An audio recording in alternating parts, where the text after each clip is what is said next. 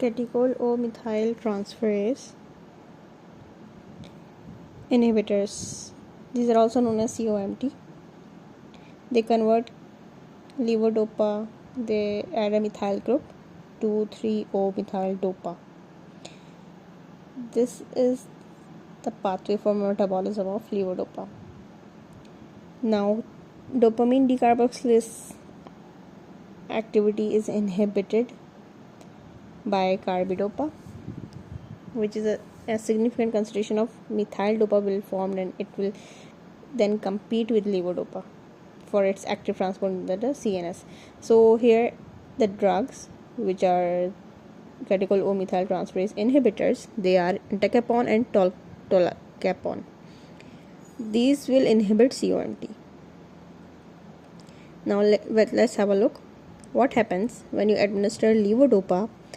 It gets metabolized in GI tract and peripheral tissues, which is inhibited by carbidopa, this metabolism.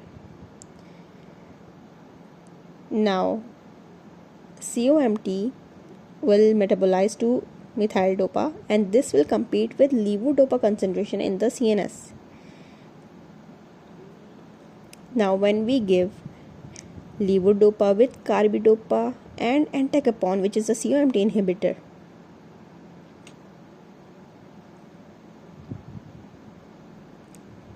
now the COMT inhibitor will inhibit the methylation of levodopa, and its metabolism will not form, its metabolite will not form, and thus it will not compete with levodopa in the CNS.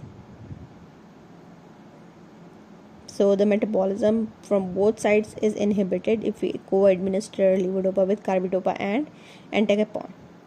Its pharmacokinetics, oral absorption is readily. They are extensively bound to albumin. Tolacapone has longer duration of action. Adverse effects: diarrhea, postural hypotension, nausea, anorexia, dyskinesia. Next is dopamine receptor agonist. This for Parkinsonism, the drugs are bromocriptine, which is an ergot derivative. The others are ropinirole, pramipexole, rotigotine, apomorphine. Now they have longer duration of action than levodopa and are effective in patients with fluctuation response to levodopa. Bromocriptine, pramipexole, ropinirole